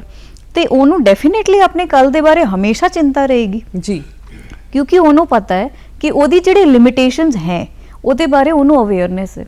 ਉਹਨੂੰ ਆਪਣੇ ਸਟਰੈਂਥ ਬਾਰੇ ਬਿਲਕੁਲ ਵੀ ਅਵੇਅਰਨੈਸ ਨਹੀਂ ਹੈ ਜੀ, ਕਿਉਂਕਿ ਉਹਦੀ ਕੋਪਿੰਗ ਸਟ੍ਰੈਟੇਜੀ ਇੰਨੀ ਪੂਅਰ ਹੈ ਕਿ ਉਹ ਸਟਰੈਂਥ ਬਿਲਡ ਹੀ ਨਹੀਂ ਕਰ ਪਾਇਆ ਤੇ ਉਹਨੂੰ ਇਸ ਕਾਰਨ ਆਪਣੇ ਫਿਊਚਰ ਦੀ ਟੈਨਸ਼ਨ ਰਹਿੰਦੀ ਹੈ ਜੀ। ਔਰ ਟੈਨਸ਼ਨ ਦਾ ਕਾਰਨ ਪੈਸਾ ਵੀ ਹੈ ਕਿਤੇ ਨਾ ਕਿਤੇ, ਹੈ ਨਾ। ਪੈਸਾ ਜਿਹੜਾ ਆ ਉਹ ਜਿਹੜੇ ਦਿਮਾਗ ਚੋਂ ਪੈਸਾ ਕਿੱਦਾਂ ਕੱਢਿਆ ਜਾਵੇ ਕਿ ਜਿਹੜਾ ਦਿਮਾਗ ਆ ਉਹ ਟੈਨਸ਼ਨ ਫ੍ਰੀ ਹੋ ਜਾਏ। ਦੇਖੋ, ਕੁਝ ਵੀ ਸਾਨੂੰ ਐਕਵਾਇਰ ਕਰਨਾ ਹੈ ਲਾਈਫ ਵਿੱਚ, ਉਹਦੇ ਲਈ ਪੈਸੇ ਚਾਹੀਦੇ ਹੈ। ਮੈਂ ਮੰਨਦੀ ਹਾਂ ਕਿ ਪੈਸਾ ਬਹੁਤ ਜ਼ਰੂਰੀ ਹੈ ਲਾਈਫ ਲਈ, ਪਰ ਪੈਸੇ ਲਾਈਫ ਹੈ ਨਹੀਂ, ਖੁਸ਼ੀ ਹੈ ਲਾਈਫ। ਜੇ ਸਾਨੂੰ ਸਕਸੈਸਫੁਲ ਹੋਣਾ ਹੈ, ਜੇ ਆਪਾਂ ਖੁਸ਼ ਰਹੀਏ ਫਿਰ ਸਕਸੈਸਫੁਲ ਹੋ ਸਕਦੇ, ਫਿਰ ਪੈਸੇ ਕਮਾ ਸਕਦੇ। ਪੈਸੇ ਕਮਾਉਣ ਦੀ ਜਿਹੜੀ ਸੋਚ ਹੈ, ਦੌੜ ਹੈ, ਉਹ ਗਲਤ ਨਹੀਂ ਹੈ, ਪਰ ਜਿਹੜੇ ਤਰੀਕੇ ਆਪਾਂ ਗਲਤ ਲੈਂਦੇ ਨੇ ਉਹ ਗਲਤ ਹੈ ਜੀ। ਉਹਦੇ ਲਈ ਮੈਨੀਪੂਲੇਸ਼ਨ ਕਰਨਾ ਨਹੀਂ ਬਣਦਾ। ਜੇ ਆਪਾਂ ਖੁਸ਼ ਰਹਿ ਕੇ ਪੈਸੇ ਕਮਾ ਸਕਦੇ ਹੈ ਫਿਰ ਤਾਂ ਉਹ ਕਮਾਉਣਾ ਸਹੀ ਹੈ, ਨਹੀਂ ਤਾਂ ਪੈਸੇ ਦੀ ਜਿਹੜੀ ਹੋੜ ਹੈ ਉਹ ਬਹੁਤ ਗਲਤ ਹੈ। ਉਹ ਵੀ ਕਿਤੇ ਨਾ ਕਿਤੇ ਆਪਾਂ ਨੂੰ ਸਟ੍ਰੈਸ ਦੇ ਵਿੱਚ ਲੈ ਜਾਂਦੀ ਹੈ ਔਰ ਆਪਾਂ ਬਹੁਤ ਟੈਨਸ਼ਨ ਲੈ ਲੈਂਦੇ ਹਾਂ। ਪੈਸਾ ਕਮਾ ਕੇ ਵੀ ਆਪਾਂ ਸਟ੍ਰੈਸ ਦੀ ਰਹਿੰਦੇ ਆ ਕਿਉਂਕਿ ਸਾਨੂੰ ਉੱਥੇ ਵੀ ਸੈਟੀਸਫੈਕਸ਼ਨ ਨਹੀਂ ਹੁੰਦਾ, ਕੰਪੈਰੀਜ਼ਨ ਕਰਦੇ ਆ ਦੂਸਰਿਆਂ ਦੇ ਨਾਲ। ਉਹ ਇਨਫੀਰੀਓਰਿਟੀ ਇਨਸਿਕਿਉਰਿਟੀ ਸਾਡੇ ਨਾਲ ਸ਼ੁਰੂ ਤੋਂ ਹੀ ਚੱਲਦੀ ਆ ਰਹੀ ਹੈ ਜੀ, ਤੇ ਉਹ ਸਾਡਾ ਖੇੜਾ ਤਾਂ ਹੀ ਛੱਡੇਗੀ ਜਦੋਂ ਸਾਨੂੰ ਸਹੀ ਸੋਚ ਆਏਗੀ। ਜੇ ਆਪਾਂ ਸੋਚਣ ਦਾ ਤਰੀਕਾ ਨਹੀਂ ਬਦਲਦੇ ਸਾਨੂੰ ਉਹ ਹਮੇਸ਼ਾ ਪਰੇਸ਼ਾਨ ਕਰੇਗੀ ਜੀ। ਅੱਜ ਕੱਲ੍ਹ ਕੀ ਹੋ ਰਿਹਾ ਹੈ ਕਿ ਨੌਜਵਾਨ ਪੀੜ੍ਹੀ ਜਿਹੜੀ ਹੈ ਉਹ ਬਾਹਰ ਜਾ ਰਹੀ ਹੈ, ਵਿਦੇਸ਼ਾਂ ਵੱਲ ਜਾ ਰਹੀ ਹੈ ਔਰ ਪਿੱਛੇ ਰਹਿ ਜਾਂਦੇ ਮਾਂ-ਬਾਪ ਇਕੱਲੇ। ਖਾਸ ਕਰਕੇ ਜੇ ਬਜ਼ੁਰਗਾਂ ਦੀ ਗੱਲ ਆਪਾਂ ਕਰੀਏ, ਬਜ਼ੁਰਗ ਜਿਹੜੇ ਆ ਜਦੋਂ ਇਕੱਲਾਪਨ ਇੱਥੇ ਹੁੰਦਾ ਉਹਨਾਂ ਦੇ, ਤੇ ਉਹ ਅੱਜ ਕੱਲ੍ਹ ਦੇਖਦੇ ਆ ਕਿ ਹਰ ਕੋਈ ਡਿਪਰੈਸ਼ਨ ਦੇ ਵਿੱਚ ਹੈ ਬਜ਼ੁਰਗ। ਖਾਸ ਕਰਕੇ ਇਸੇ ਗੱਲ ਕਰਕੇ ਵੀ ਉਹਨਾਂ ਦੇ ਬੱਚੇ ਜਿਹੜੇ ਆ ਜਾਂ ਪੋਤਾ ਪੋਤੀ ਹੈ ਉਹ ਕੋਲ ਨਹੀਂ ਹੈ। ਬਿਲਕੁਲ ਸਹੀ ਕਹਿ ਰਹੇ ਹੋ। ਇਹਨੂੰ ਐਮਟੀਨੈਸ ਸਿੰਡਰੋਮ ਕਹਿੰਦੇ ਨੇ, ਜਦੋਂ ਸਾਰੇ ਆਪਣੇ ਘੋਂਸਲੇ ਨੂੰ ਛੱਡ ਕੇ ਚਲੇ ਜਾਂਦੇ ਨੇ ਤੇ ਬਜ਼ੁਰਗ ਅਕੇਲੇ ਰਹਿ ਜਾਂਦੇ ਨੇ। ਦੇਖੋ, ਉਮਰ ਦੇ ਹਰ ਪੜਾਅ ਵਿੱਚ ਸਾਡੀ ਆਪ ਦੀ ਜਿਹੜੀ ਪ੍ਰਾਇੋਰਿਟੀ ਹੈ ਉਹ ਚੇਂਜ ਹੁੰਦੀ ਹੈ। ਜਿਹੜੇ ਬੱਚੇ ਨੇ ਉਹਨਾਂ ਨੇ ਵਧਣਾ ਵੀ ਹੈ ਤੇ ਗਰੋ ਕਰਨ ਲਈ ਆਪਾਂ ਹੀ ਉਹਨਾਂ ਨੂੰ ਬਹੁਤ ਜ਼ਿਆਦਾ ਪ੍ਰੇਰਿਤ ਕੀਤਾ ਹੁੰਦਾ ਹੈ ਜੀ, ਤੇ ਸਾਨੂੰ ਆਪਣੇ ਆਪ ਨੂੰ ਵੀ ਮੈਂਟਲੀ ਪ੍ਰਿਪੇਅਰ ਕਰਨਾ ਚਾਹੀਦਾ ਹੈ ਕਿ ਉਮਰ ਦਾ ਇੱਕ ਇਹੋ ਜਿਹਾ ਪੜਾਅ ਆਏਗਾ ਜਿੱਥੇ ਸਿਰਫ ਮੈਂ ਤੇ ਮੇਰਾ ਪਾਰਟਨਰ ਹੋਏਗਾ ਤੇ ਉਹਦੇ ਬਾਅਦ ਇੱਕ ਇਹੋ ਜਿਹਾ ਵੀ ਫੇਜ਼ ਆਏਗਾ ਲਾਈਫ 'ਚ ਜਦੋਂ ਬੰਦਾ ਇਕੱਲਾ ਰਹਿ ਜਾਂਦਾ ਹੈ। ਤੇ ਜਿਹੜਾ ਬੰਦਾ ਸ਼ੁਰੂ ਤੋਂ ਹੀ ਇਨਫੀਰੀਅਰ ਹੈ, ਇਨਸਿਕਿਉਰ ਹੈ ਤੇ ਆਪਣੇ ਨਾਲ ਉਹਨੂੰ ਬਹੁਤ ਜ਼ਿਆਦਾ ਪਿਆਰ ਨਹੀਂ ਹੈ, ਆਪਣੇ ਬਾਰੇ ਉਹਨੂੰ ਬਹੁਤ ਚੰਗਾ ਨਹੀਂ ਲੱਗਦਾ, ਉਹਨੂੰ ਇਸ ਸਥਿਤੀ ਵਿੱਚ ਬਹੁਤ ਜ਼ਿਆਦਾ ਪ੍ਰੋਬਲਮ ਹੋਗੀ। ਤੇ ਸਾਨੂੰ ਕੋਸ਼ਿਸ਼ ਕਰਨੀ ਚਾਹੀਦੀ ਹੈ ਕਿ ਆਪਣੇ ਬਾਰੇ ਸਹੀ ਜਾਣਕਾਰੀ ਹੋਵੇ ਤੇ ਆਪਣੇ ਮੂਡਸ ਨੂੰ ਹੈਂਡਲ ਕਰਨ ਦੀ ਕੈਪੈਸਿਟੀ ਆਪਾਂ ਕ੍ਰੀਏਟ ਕਰੀਏ, ਤਾਂ ਕਿ ਜਦੋਂ ਇਹੋ ਜਿਹਾ ਸਮਾਂ ਆਏਗਾ ਜਦੋਂ ਇਨਵਾਇਰਮੈਂਟਲੀ ਸਾਡੇ ਕੋਲ ਬਹੁਤ ਜ਼ਿਆਦਾ ਨਹੀਂ ਹੈ, ਸਪੋਰਟ ਸਿਸਟਮ ਬਹੁਤ ਜ਼ਿਆਦਾ ਨਹੀਂ ਹੈ ਫੈਮਿਲੀ ਦੇ ਤੌਰ ਤੇ ਆਪਾਂ ਆਪਣੇ ਆਪ ਵਿੱਚ ਖੁਸ਼ ਰੱਖੀਏ, ਆਪਣੇ ਆਪ ਨੂੰ ਆਪਣੇ ਲਈ ਬਿਜ਼ੀ ਕਰੀਏ। ਪੂਰਾ ਲਾਈਫ ਤਾਂ ਆਪਾਂ ਇਹ ਦੇਖਦੇ ਬੱਚਿਆਂ ਨੂੰ ਕੀ ਚਾਹੀਦਾ ਹੈ, ਬੱਚਿਆਂ ਨੂੰ ਕੀ ਕਰਨਾ ਚਾਹੀਦਾ ਹੈ, ਆਪਾਂ ਉਹਦੇ ਲਈ ਕੀ ਕਰ ਸਕਦੇ। ਇਹ ਇਹੋ ਜਿਹਾ ਟਾਈਮ ਹੈ ਕਿ ਸਾਨੂੰ ਆਪਣੇ ਬਾਰੇ ਸੋਚਣਾ ਚਾਹੀਦਾ ਹੈ, ਆਪਣੇ ਹੈਲਥ ਬਾਰੇ ਸੋਚਣਾ ਚਾਹੀਦਾ ਹੈ, ਥੋੜਾ ਜਿਹਾ ਸਪਿਰਿਚੁਅਲੀ ਅਵੇਅਰ ਹੋਣਾ ਚਾਹੀਦਾ ਹੈ ਤੇ ਆਪਣੇ ਆਪ ਨੂੰ ਸੰਭਾਲ ਕੇ ਰੱਖਣਾ ਚਾਹੀਦਾ ਹੈ, ਬਜਾਏ ਇਹਦੇ ਕਿ ਆਪਾਂ ਕਿਸੇ ਹੋਰ ਤੇ ਡਿਪੈਂਡੈਂਟ ਹੋਈਏ ਕਿ ਜੇ ਇੰਨੇ ਬੰਦੇ ਹੁੰਦੇ ਸਾਡਾ ਨਿਭ ਜਾਂਦਾ ਜਾਂ ਸਾਡਾ ਰਹਿ ਜਾਂਦਾ ਜੀ। ਔਰ ਜੇ ਆਪਾਂ ਗੱਲ ਕਰਦੇ ਹਾਂ ਕਿ ਹੁਣ ਤੁਸੀਂ ਸਾਨੂੰ ਦੱਸਿਆ ਕਿ ਸਰੀਰਕ ਤੌਰ ਤੇ ਜਾਂ ਫਿਰ ਮਾਨਸਿਕ ਤੌਰ ਤੇ ਬਹੁਤ ਡੂੰਘਾ ਅਸਰ ਪੈਂਦਾ ਹੈ, ਹੋਰ ਕੀ ਤਣਾਅ ਦੇ ਕਾਰਨ ਅਸੀਂ ਮਤਲਬ ਸਾਡੀ ਬਾਡੀ ਨੂੰ ਜਾਂ ਸਰੀਰ ਨੂੰ ਕਿੰਨਾ ਕੁ ਫਰਕ ਪੈਂਦਾ ਹੈ? ਕੀ ਕੋਈ ਤਣਾਅ, ਡਿਪਰੈਸ਼ਨ, ਐਂਜ਼ਾਈਟੀ ਤੋਂ ਬਾਅਦ ਕੋਈ ਇਹੋ ਜਿਹੀਆਂ ਪ੍ਰੋਬਲਮਸ ਵੀ ਹੈ ਜਿਹੜੀਆਂ ਆਪਾਂ ਨੂੰ ਫੇਸ ਕਰਨੀਆਂ ਪੈਂਦੀਆਂ ਆਉਣ ਵਾਲੇ ਸਮੇਂ 'ਚ? ਦੇਖੋ, ਇਹ ਸਾਰਾ ਕੁਝ ਸਲੋਲੀ ਬਿਲਡਅਪ ਹੁੰਦਾ ਹੈ। ਜਦੋਂ ਬੰਦੇ ਨੂੰ ਸਟ੍ਰੈਸ ਨੂੰ ਹੈਂਡਲ ਕਰਨਾ ਨਹੀਂ ਆਉਂਦਾ, ਉਹਨੂੰ ਐਂਜ਼ਾਈਟੀ ਰਹਿਣੀ ਸ਼ੁਰੂ ਹੋ ਜਾਂਦੀ ਹੈ। ਜਦੋਂ ਉਹਨੂੰ ਬਹੁਤ ਜ਼ਿਆਦਾ ਐਂਜ਼ਾਈਟੀ ਬਹੁਤ ਟਾਈਮ ਤੋਂ ਰਹਿੰਦੀ ਹੈ, ਫਿਰ ਉਹਨੂੰ ਸਲੋਲੀ ਡਿਪਰੈਸ਼ਨ ਦੇ ਸਿੰਪਟਮਸ ਆਉਂਦੇ ਨੇ। ਉਹਦੇ ਵਿੱਚ ਬਹੁਤ ਸਾਰੇ ਫਿਜ਼ੀਓਲੋਜੀਕਲ ਚੇਂਜਸ ਹੁੰਦੇ ਨੇ, ਉਹਦੀ ਬਾਡੀ ਵਿੱਚ, ਉਹਦੇ ਹਾਰਮੋਨਲ ਸਿਸਟਮ ਵਿੱਚ ਬਹੁਤ ਤਰੀਕੇ ਦੇ ਚੇਂਜਸ ਆ ਜਾਂਦੇ ਨੇ ਤੇ ਉਹਦੇ ਕਾਰਨ ਉਹਨੂੰ ਕਿਸੇ ਵੀ ਤਰ੍ਹਾਂ ਦੀ ਫਿਜ਼ੀਕਲ ਸਮੱਸਿਆ ਹੋ ਸਕਦੀ ਹੈ।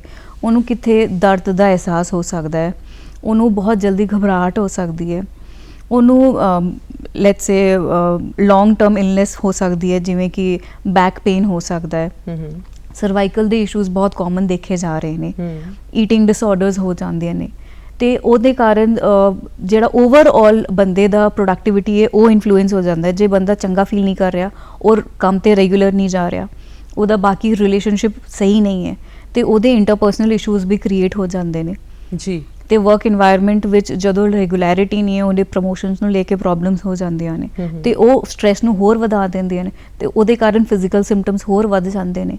ਮੈਂ ਬਿਮਾਰ ਹਾਂ, ਮੈਨੂੰ ਬੁਖਾਰ ਹੈ, ਰਿਕਵਰੀ ਲੇਟ ਹੋ ਜਾਂਦੀ ਹੈ, ਤੇ ਬਹੁਤ ਤਰੀਕੇ ਨਾਲ ਉਹ ਅਫੈਕਟ ਕਰਦਾ ਹੈ ਬੋਡੀ ਨੂੰ ਜੀ। ਔਰ ਜਿਹੜੇ ਕੰਮਕਾਜੀ ਹੈ ਜਾਂ ਔਰਤਾਂ ਹੈ ਜਾਂ ਮਰਦ ਆ, ਜਦੋਂ ਉਹ ਜਾਂਦੇ ਆਫਿਸ ਦੇ ਵਿੱਚ, ਉੱਥੇ ਕਿਹੜੇ ਕਿਹੜੇ ਤਣਾਅ ਪੈਦਾ ਹੁੰਦੇ? ਦੇਖੋ, ਉੱਥੇ ਨਾ ਉਹਨਾਂ ਨੂੰ ਇੱਕ ਕੰਪੀਟੀਟਿਵ ਵਰਲਡ ਵਿੱਚ ਆਪਣੇ ਆਪ ਨੂੰ ਪ੍ਰੂਵ ਕਰਨ ਦੀ ਹੋੜ ਹੁੰਦੀ ਹੈ, ਤੇ ਉੱਥੇ ਸਭ ਤੋਂ ਪਹਿਲਾ ਤਣਾਅ ਤਾਂ ਹੁੰਦਾ ਹੈ ਆਪਣੀ ਇਨਫੀਰੀਓਰਿਟੀ, ਇਨਸਿਕਿਉਰਿਟੀ ਨੂੰ ਸੈਟਲ ਕਰਨਾ ਜੀ, ਜੋ ਕਿ ਸੈਟਲ ਨਹੀਂ ਹੋ ਸਕਦੀ, ਕਿਉਂਕਿ ਬੰਦਾ ਜੇ ਘਰੋਂ ਹੋਮਵਰਕ ਕਰਕੇ ਹੀ ਨਹੀਂ ਨਿਕਲਿਆ ਤੇ ਉਹਦਾ ਟਾਸਕ ਸਕੂਲ ਜਾ ਕੇ ਤਾਂ ਪੂਰਾ ਨਹੀਂ ਹੋ ਸਕਦਾ ਜੀ।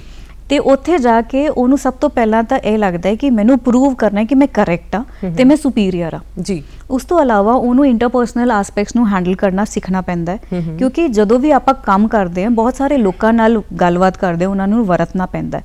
ਜੇ ਬੰਦਾ ਅੰਦਰੋਂ ਖੁਸ਼ ਹੀ ਨਹੀਂ ਹੈ, ਉਹ ਕਿਵੇਂ ਉਹਨਾਂ ਨੂੰ ਖੁਸ਼ ਰੱਖੇਗਾ ਤੇ ਕਿਵੇਂ ਉਹਨਾਂ ਨਾਲ ਸਹੀ ਵਰਤੇਗਾ ਜੀ। ਔਰ ਜਾਂਦੇ ਜਾਂਦੇ ਤੁਸੀਂ ਕੀ ਟਿਪਸ ਦੇਣਾ ਚਾਹੁੰਦੇ ਹੋ ਸਾਡੇ ਦਰਸ਼ਕਾਂ ਨੂੰ ਵੀ ਕਿਸ ਤਰ੍ਹਾਂ ਆਪਾਂ ਤਣਾਅ ਮੁਕਤ ਰਹਿ ਸਕਦੇ ਹਾਂ, ਕਿਉਂਕਿ ਸਮਾਂ ਬਹੁਤ ਥੋੜਾ ਹੈ?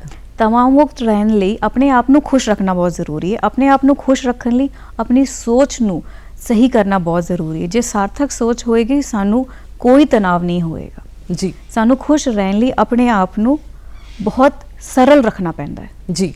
ਤੁਸੀਂ ਸਾਡੇ ਸਟੂਡੀਓ ਦੇ ਵਿੱਚ ਆਏ ਤੇ ਸਾਨੂੰ ਬਹੁਤ ਸਾਰੀ ਜਾਣਕਾਰੀ ਦਿੱਤੀ ਵੀ ਕਿਸ ਤਰ੍ਹਾਂ ਅਸੀਂ ਤਣਾਅ ਨੂੰ ਆਪਣੇ ਦਿਮਾਗ ਤੋਂ, ਆਪਣੇ ਦਿਲ ਤੋਂ, ਆਪਣੇ ਸਰੀਰ ਤੋਂ ਦੂਰ ਕਰ ਸਕਦੇ ਹਾਂ। ਤੁਸੀਂ ਸਾਡੇ ਸਟੂਡੀਓ ਆਏ ਦਾ ਤੁਹਾਡਾ ਬਹੁਤ ਬਹੁਤ ਧੰਨਵਾਦ। ਥੈਂਕ ਯੂ ਜੀ, ਸ਼ੁਕਰੀਆ।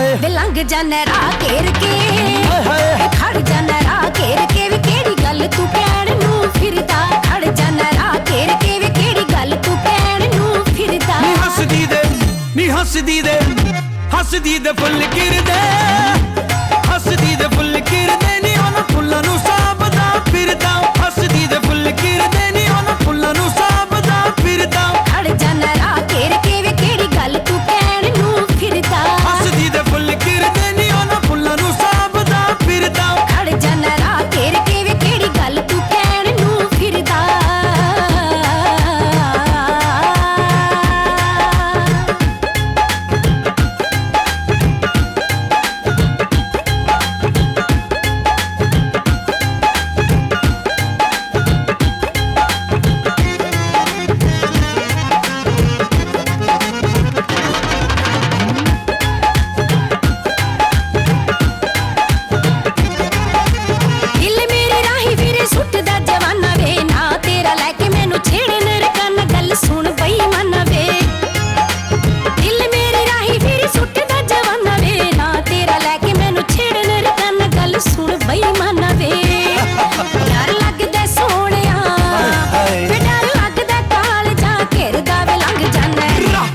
ਜਾਨੇ ਵੇ ਲੰਘ ਜਾਨੇ ਰਾਹ ਕੱਟ ਕੇ ਵੇ ਖੜ ਜਾਨੇ ਰਾਹ